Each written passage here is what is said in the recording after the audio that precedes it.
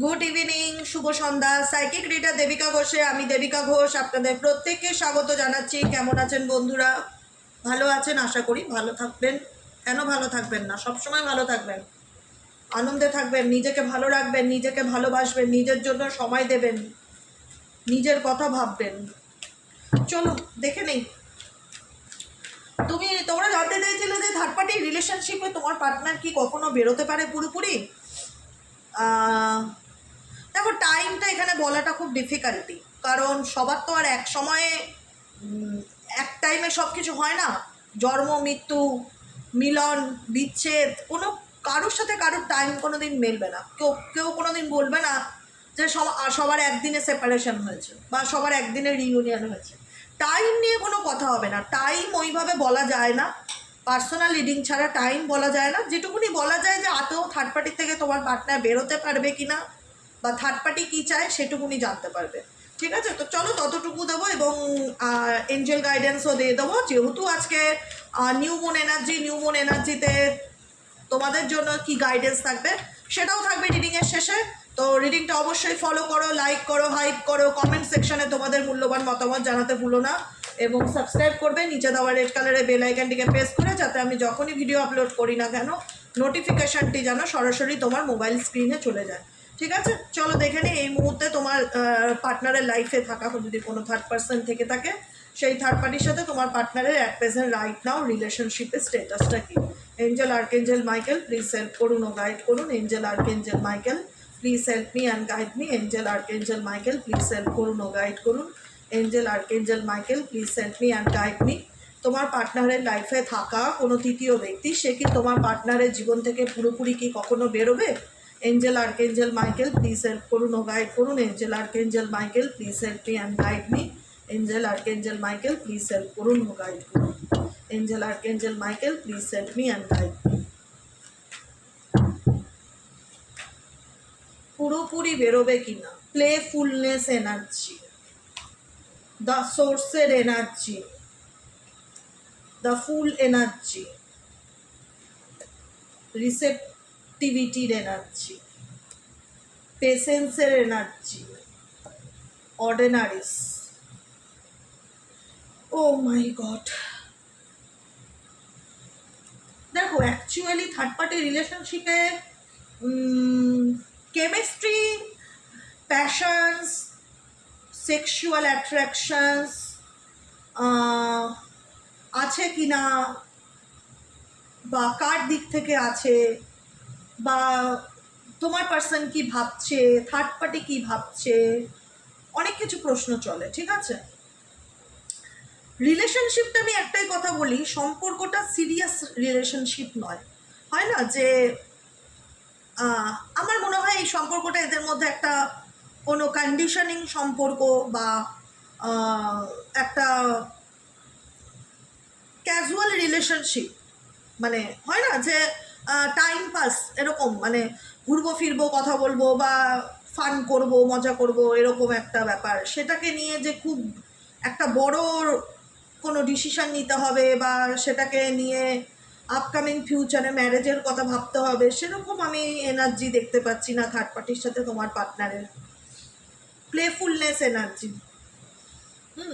হ্যাঁ, এবার বক্তব্য হচ্ছে যে তোমার পার্টনারের বিহেভিয়ার কি। দেখো, তোমার পার্টনার একটুখানি থার্ড পার্টির সাথে যে খুব মাখো মাখো ব্যাপারটা, সেটা কিন্তু নয়। এস অফ কাপসের এনার্জি থার্ড পার্টির থেকে, এস অফ ওয়ান্সের এনার্জি, ভালোবাসা এবং অ্যাট্রাকশান দুটোই কিন্তু থার্ড পার্টি তোমার পার্টনারের কাছ থেকে ডিমান্ড করে। তুমি যাকে নিয়ে রিডিং দেখছো সেই ব্যক্তির কাছ থেকে থার্ড পার্টি ডেফিনেটলি অ্যাটেনশন, ভালোবাসা, অ্যাট্রাকশন ডেফিনেটলি ডিমান্ড করে। কিন্তু তোমার পার্সন একটা না, মানে খুব একটা ব্যাপারটাকে সিরিয়াসলি নেয় না।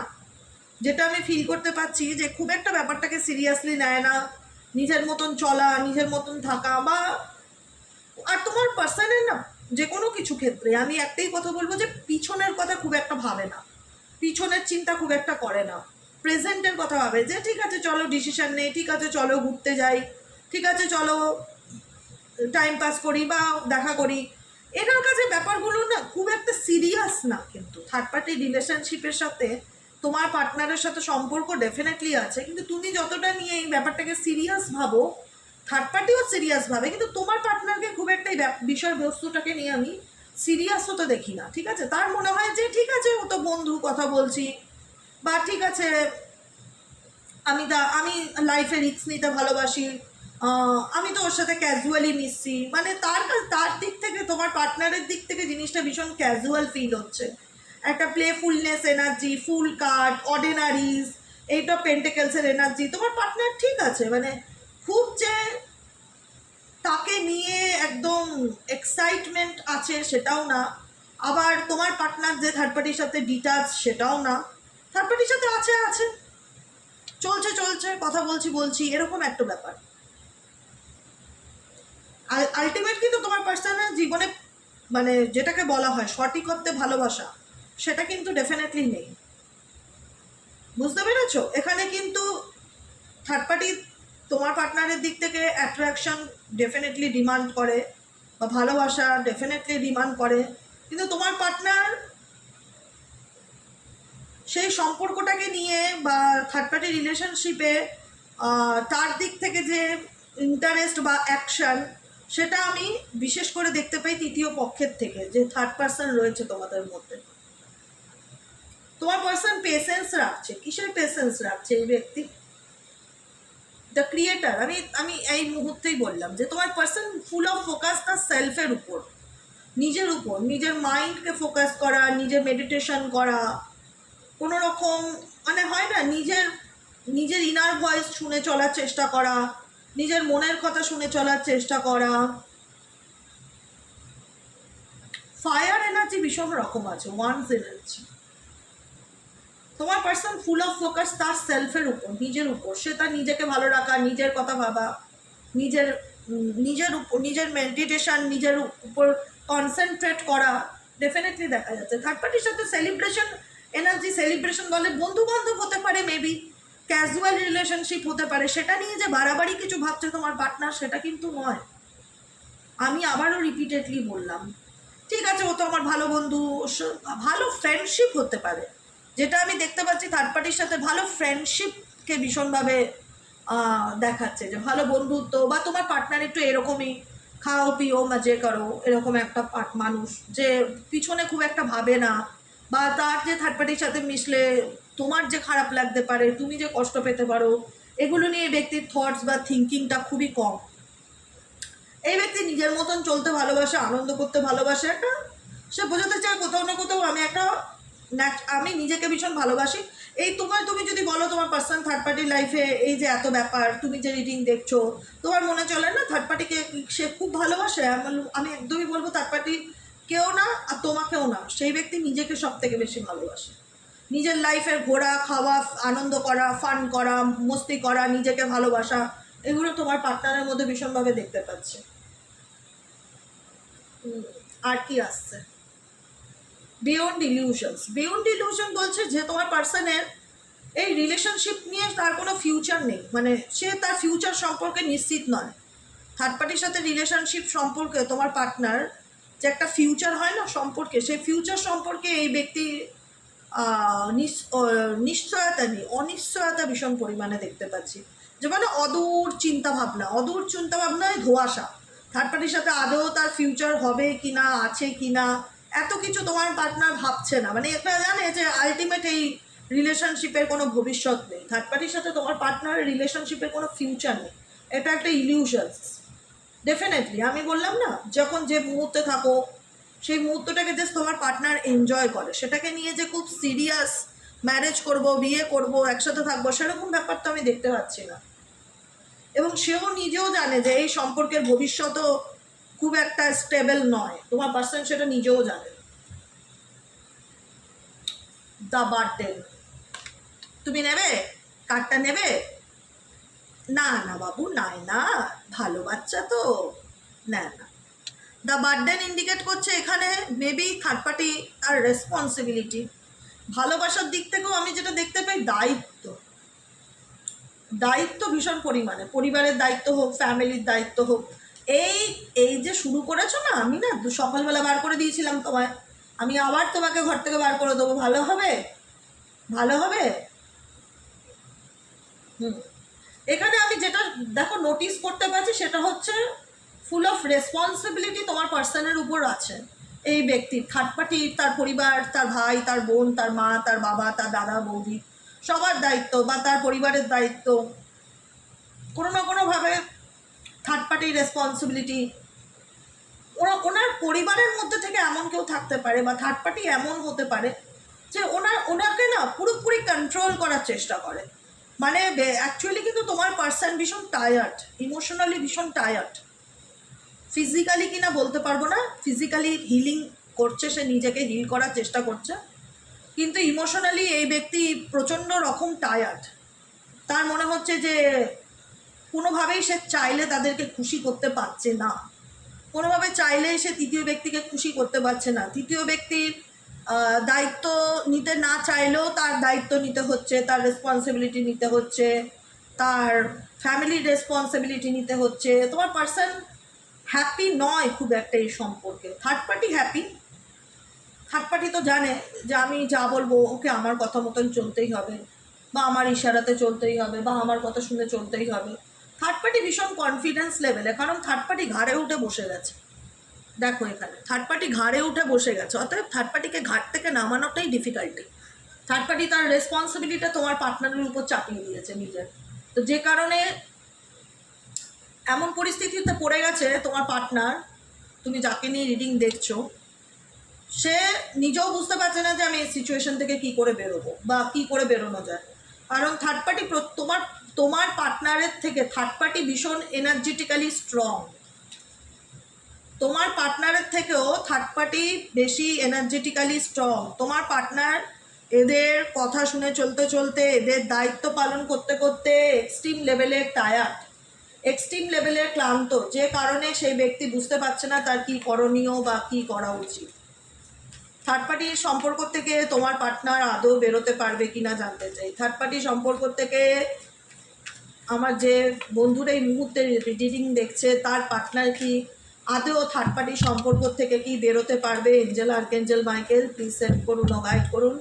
Angel archangel Michael please help me and guide me. Angel archangel Michael please help করুন ও গাইড করুন। থার্ড পার্টি রিলেশনশিপ থেকে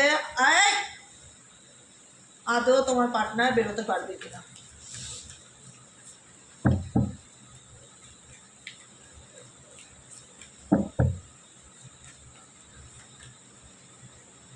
ফাইটিং সিচুয়েশন, দেখো তোমার পার্টনারের মেজাজ নষ্ট হয়ে যাচ্ছে আস্তে আস্তে, মানসিক চাপের, থার্ড পার্টির দিক থেকে যে মানসিক চাপ আসছে না, সেই মানসিক চাপের কারণে না তার মেজাজ বা মেন্টালিটি ভীষণ রকম একটা নেগেটিভ হয়ে গেছে। হয়তো এই নেগেটিভিটিটা তোমার উপরে দেখায়, ঠিক আছে, ফ্রাস্ট্রেশনটা তোমার উপর দেখায়, থার্ড পার্টির উপর দেখাতে পারে না। থার্ড পার্টির জ্বালা সহ্য করতে হচ্ছে, মজা আছে বস, মজা আছে।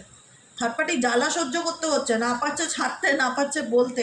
বললাম না ইমোশনালি ভীষণ টায়ার্ড, যে কারণে এই ব্যক্তি ফাইটিং মোডে আছে। কোনো কিছু বললেই সবসময় না দেখবে তোমার পার্সনের চোখে মুখে খুব বিরক্তির ছাপ, রাগের ছাপ, খুব মানে এটা মানে হয় না যে অনেক কষ্ট থাকে না আমাদের মধ্যে, যেটা আমরা বলতে পারি না, কাউকে মেটাতে পারি না। কিন্তু এমন মানুষ পাই, ধরো আমার খুব রাগ হলো, আমি তোমাকে বলতে পারছি না, আমি আমার রাগটা আমার হয় না মেয়ের উপরে মিটিয়ে দিলাম বা মায়ের উপরে মিটিয়ে দিলাম, যেটাও হয় স্বাভাবিক।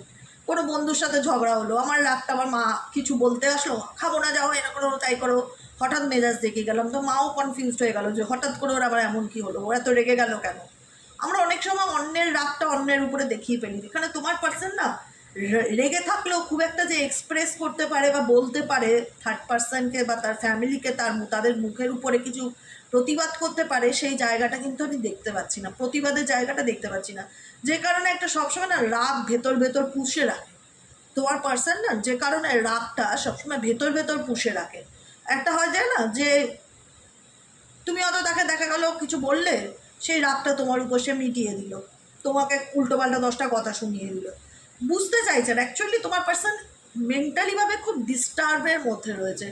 পেজ অফ সোয়ার্ডসের energy, fighting energy, page of সোয়ার্ডসের এনার্জি, কী করবে না করবে, কি মানে একদম ক্ল্যারিটির অভাব, প্রচণ্ড রকম ডিস্টার্বনেস, মেন্টালি হ্যাপিনেস নেই। অ্যাকচুয়ালি তোমার পার্সনের জীবনে মেন্টালি হ্যাপিনেস নেই। মনের মধ্যে একটা অশান্তি সবসময় চলে, মানসিক অশান্তির মধ্যে প্রচণ্ড রকম থাকে। থার্ড পার্টির সাথে তো ডেফিনেটলি ফ্রেন্ডশিপ বলো, বন্ধুত্ব বলো, আমি যেটাই বললাম, ভালো সম্পর্ক তো ডেফিনেটলি ছিল, কিন্তু এখন সেই সিচুয়েশনটা কম্প্রোমাইজে এসে দাঁড়িয়ে গেছে। পুরোপুরি এই সিচুয়েশনটা কম্প্রোমাইজ, যে হয় না যে আমি তো ছাড়তে পারবো না, থার্ড পার্টিকে ছাড়তে পারবে না খুব সহজে, যে থার্ড পার্টির থেকে বেরিয়ে আসতে পারবে তোমার পার্টনার, আমার তা মনে হচ্ছে না। আমি বলে রাখছি পরিষ্কার, কারণ এখানে থার্ড পার্টি তো রীতিমতন তার ঘাড়ে উঠে বসে আছে। থার্ড পার্টি যা বলবে তোমার পার্টনারকে তাই শুনতে হবে, তোমার পার্টনারের কাছে কোনো অপশন নেই, শুধুমাত্র রাগ দেখানো ছাড়া, জেদ দেখানো ছাড়া, ঝগড়া করা ছাড়া সলিউশন নেই। কিন্তু মানসিকভাবে প্রচণ্ড ডিস্টার্ব, মেন্টালি মুড সুইংস প্রচণ্ড, অ্যাংজাইটি প্রচণ্ড, ভেতরে ভেতরে মানে একদম লড়ছে এই ব্যক্তি, ভেতরে ভেতরে একদম লড়ছে।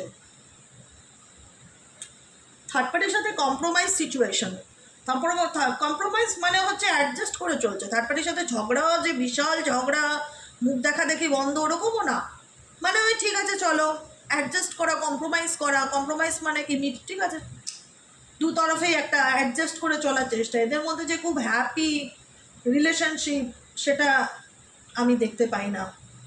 ছিল, কোনোদিনই যে ছিল না সেটা বলাও ভুল হবে, ছিল, ডেফিনেটলি ছিল, কিন্তু এখন তোমার পার্টনারের থেকে থার্ড পার্টির ক্ষমতা বেশি দেখতে পাচ্ছি, যে কারণে কিন্তু এইখানে তোমার পার্টনারকে উল্টে এখন ম্যানুপুলেট করছে থার্ড পার্সন, উল্টে এখন ম্যানুপুলেট করছে, যে কারণে থার্ড পার্টি প্রচণ্ড ক্রিয়েটিভিটি, প্রচণ্ড আইডিয়া খাটায়, প্রচণ্ড মাইন্ড গেম খেলে, প্রচণ্ড একটা প্লেয়ার টাইপের, ছেলেই হোক আর মেয়েই হোক, প্রচণ্ড চালাক, প্রচুর চালাক চতুর, আর সবসময় ভাবে কি করলে কি করা যাবে, মাথার মধ্যে সবসময় কিছু না কিছু চলতে থাকে।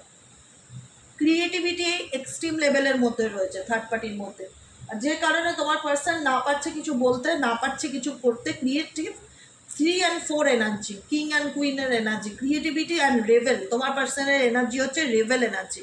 রেভেল এনার্জি ইন্ডিকেট করে বিদ্রোহী মনোভাবকে, যে কারণে তোমার থার্ড পার্টির এই মাইন্ড গেমের কারণে তোমার পার্টনার এমনভাবে ফেসে গেছে না, বা এমন পরিস্থিতির মধ্যে চলে গেছে না, যেখান থেকে তার ছেড়ে বেরিয়ে আসাটা ডিফিকাল্টি, এবং ছাড়তে পারছে না বলে এই ব্যক্তির না একটা জেদ ভীষণ রকম তৈরি হচ্ছে।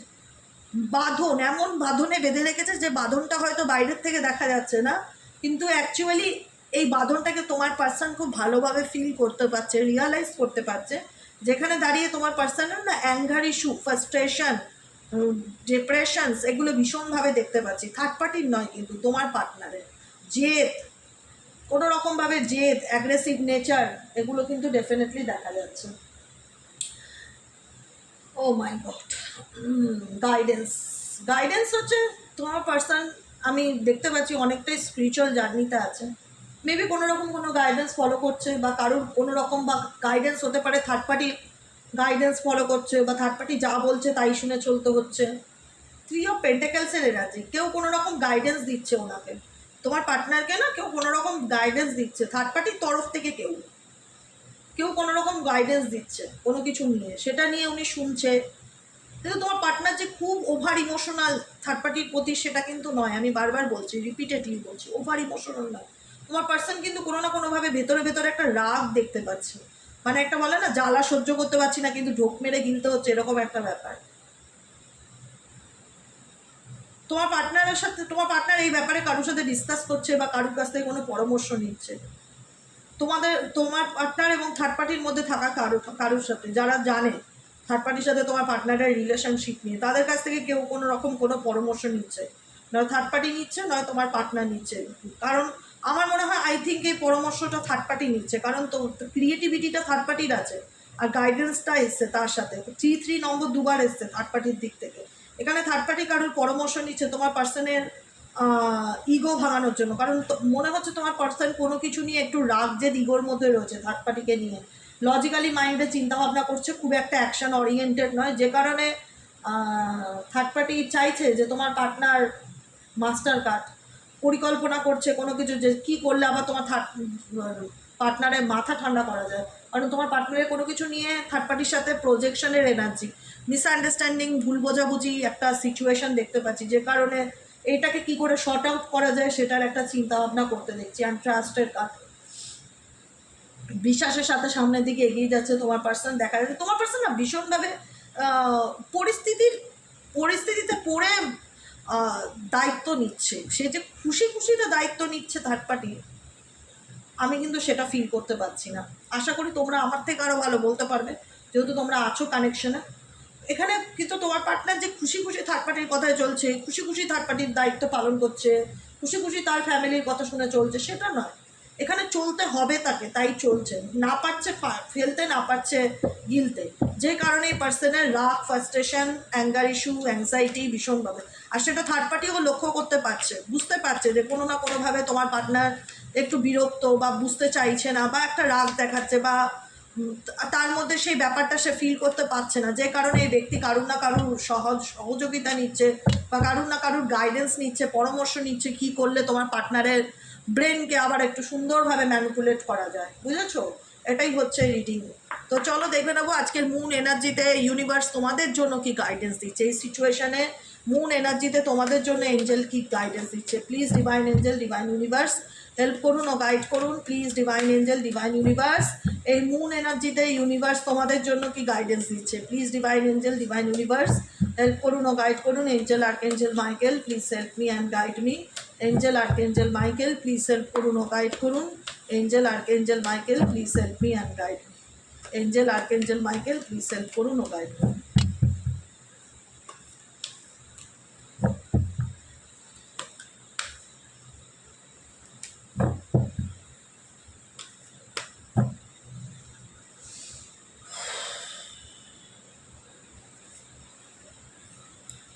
দেখো একটা কথা কি বলো তো, যে মেসেজটা বারবার আসছে না, সেটা হলো lakh is on your side. ভাগ্য তোমার সহায় আছে, এমন না যে ভাগ্য তোমার সহায় নেই।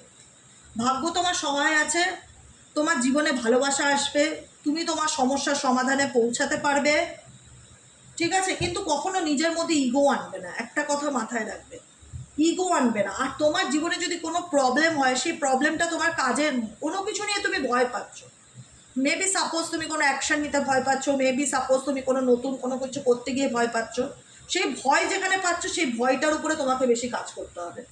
নিউমন এনার্জি যেহেতু ইমোশনালি ভীষণ আপস অ্যান্ড ডাউন ফিল হবে, কখনো খুব ভালো কখনো খুব খারাপ, রানিং হাই ইমোশনস আর running high ups and down energy ভীষণভাবে ফিল করতে পারবে। ইউনিভার্স বলছে যে কমিউনিকেট করো, কমিউনিকেশনে যদি ব্লকেজ থাকে তাহলে কিন্তু কখনোই প্রবলেম শর্ট আউট হবে না, ঠিক আছে। এখানে কমিউনিকেশনটা করতে বলছে। যদি তোমার পার্টনার তোমার কথা না শোনে বা শুনতে না চায়, তুমি নিজের সাথে নিজের কথা বলো, নিজের প্রবলেম নিজে মেটানোর চেষ্টা করো। তোমার জীবনে কিন্তু খুব ভালো চেঞ্জেস ডেফিনেটলি আপকামিং দিনে আসতে চলেছে, কোনো নিউ লাভ কানেকশন আসতে চলেছে, বা তুমি এক্সওয়াইজেড পাস্ট তোমার পার্টনার যাকে নিয়ে তুমি রিডিং দিচ্ছ তার সাথেই তোমার কোনো রোম্যান্টিক সাইকেল বিগিন হতে পারে, শুরু হতে পারে, নতুন করে রিলেশনশিপ তার সাথে শুরু হতে পারে। যদি কমিউনিকেশন করো তাহলে আই থিঙ্ক এখানে ভীষণভাবে স্ট্রংলি আসছে। কমিউনিকেশন ইজ কি, মনে হচ্ছে কমিউনিকেশন হচ্ছে চাবি তোমাদের সম্পর্কটাকে ঠিক করবার। এবার যদি দেখা যায় যে পার্টনার কথা বলতে চাইছে না, ইগো দেখাচ্ছে, সেক্ষেত্রে আলাদা। যদি কথা বলে তোমাদের প্রবলেম মেটানো যায় তাহলে তোমাদের সম্পর্কে আবার একটা সেকেন্ড চান্স ইউনিভার্স তোমাদের দিতে চলেছে, আবার নিউ রোম্যান্টিক সাইকেল নতুন করে শুরু হতে চলেছে।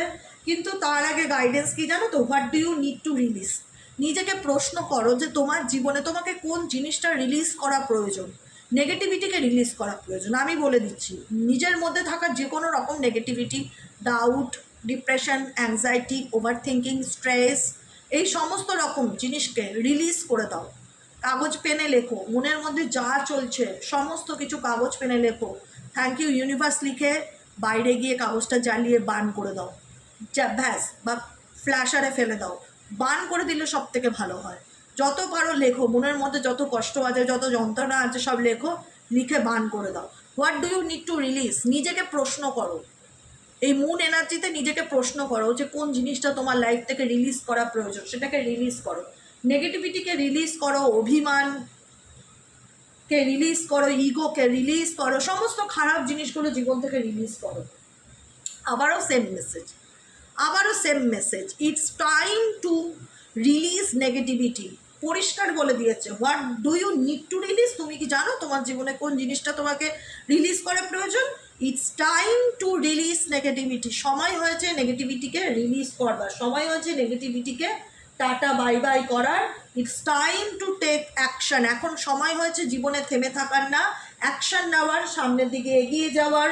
Lakh is on your side, ভাগ্য দেবতা তোমার সহায় আছে। অতএব কোনো নেগেটিভ কোনো কিছু, কোনো খারাপ তোমার সাথে হবে না। তুমি ভগবানের উপর বিশ্বাস রাখো। You are very close to achieving your goal. তুমি খুব কাছে আছো, তোমার গোল, তোমার স্বপ্ন পূরণের খুব কাছাকাছি তুমি আছো। অতএব চিন্তা করবে না কোনো কিছু নিয়ে। প্রবলেম থাকলে সেই প্রবলেম থেকে বেরোনোর চেষ্টা করো। জীবনে করব করব ভাবছি প্ল্যান করছি না, অ্যাকশন নাও নিজেকে ভালো রাখার জন্য। কারোর সাথে কথা বললে যদি তোমার প্রবলেম সলভ হয়, কারোর সাথে কথা বলে তুমি তোমার প্রবলেম সলভ করার চেষ্টা করো।